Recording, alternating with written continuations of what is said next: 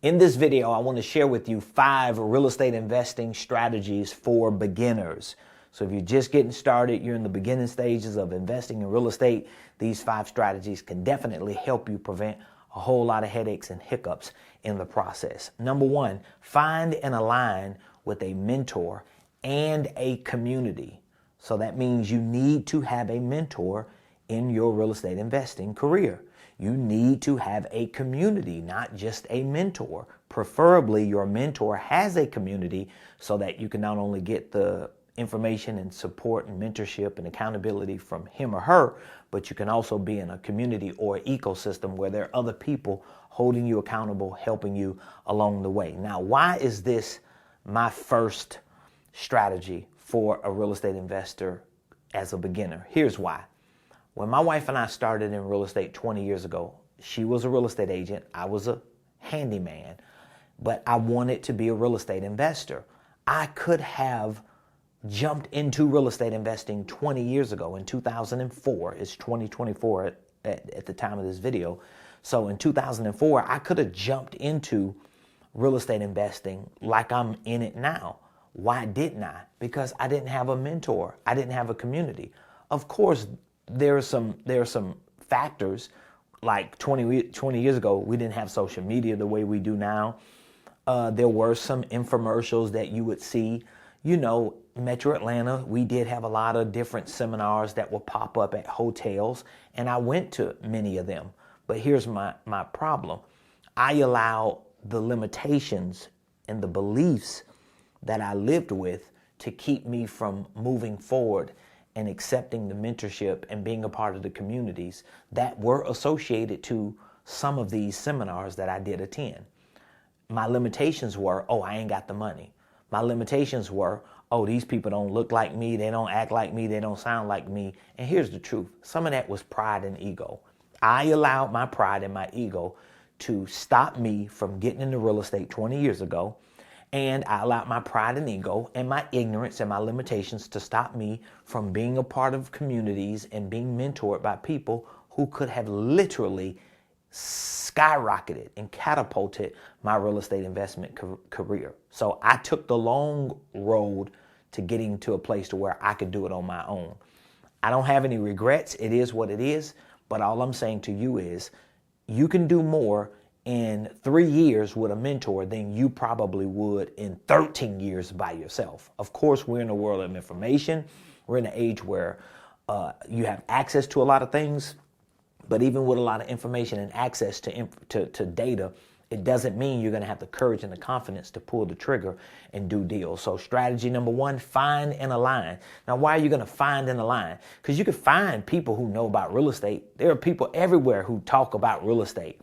But you want to align yourself with people who share your values and views.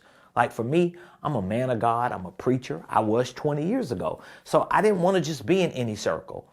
I wish I would have been a part of a mentorship program or community of real estate investors and entrepreneurs and go-getters who, you know, live their faith out loud in the marketplace, who lived a certain kind of way, who were serious about their spouses and their children and their families and their church and their community.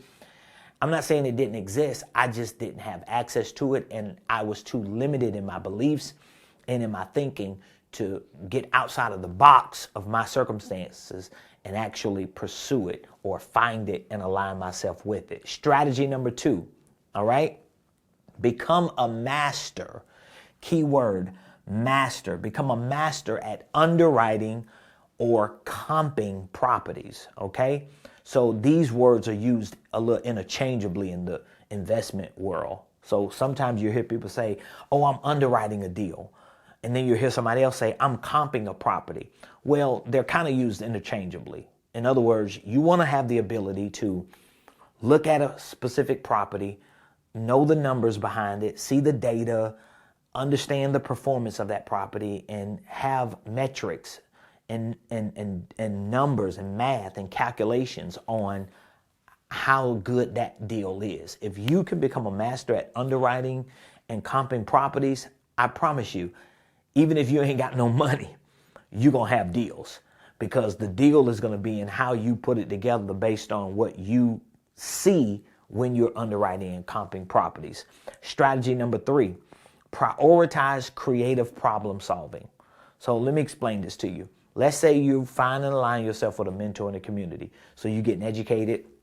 You're around people who talking this talk. You see them doing deals. You got that itch you want to scratch because you want to get your first deal. And then you become a master at underwriting and comping properties. Well, guess what? Even before you reach out to these people who own these properties, if you know how to find them and comp them, because you're starting to get masterful at knowing the data and the metrics and the numbers behind these deals, now you want to be able to solve problems. So you want to prioritize creative problem solving.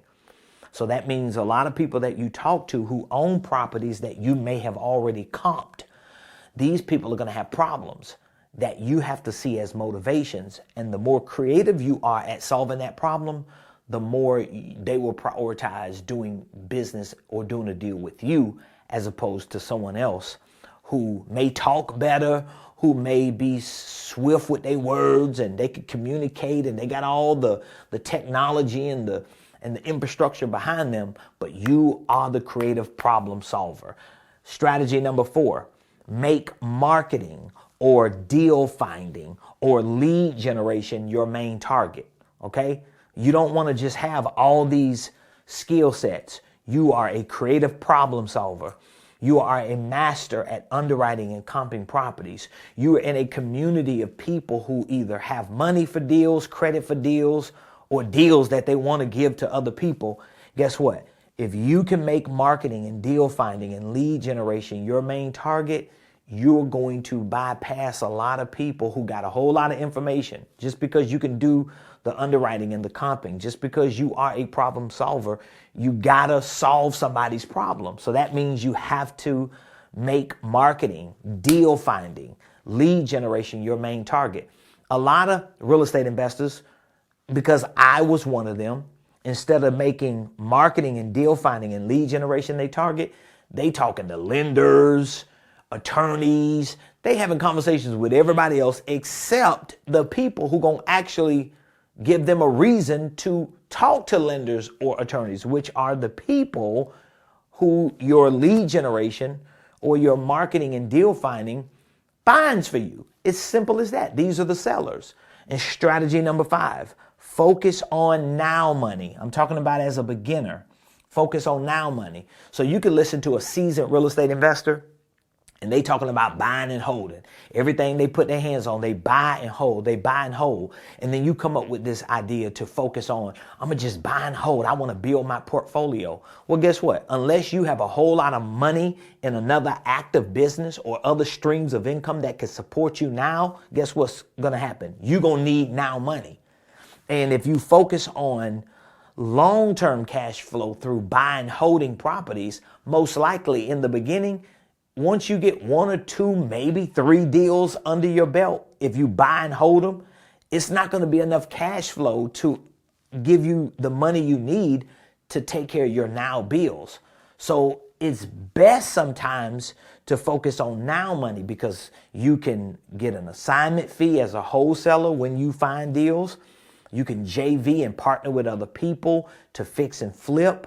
And as you become experienced and consistent in deal flow, deal finding, deal doing, it makes it easier to say, okay, out of every 3 or 4 or 5 properties I flip or wholesale for now money, I'm going to drop one over here for the long-term cash flow. 3, 4, 5 flips, wholesales, drop one for cash flow. It may be 1 or 2 or 3, drop one. And then before you know it, you got a lot of now money, you got consistency, and then you got this long-term cash flow that you're not depending on because you have the now money. So these are just my 5 real estate investment strategies for beginners. These are not the most exhaustive, all-inclusive strategies, but these are 5 strategies that I know if you listen to and you live by, you'll save yourself a whole lot of time, a whole lot of energy, a whole lot of effort, a whole lot of stress, and more importantly,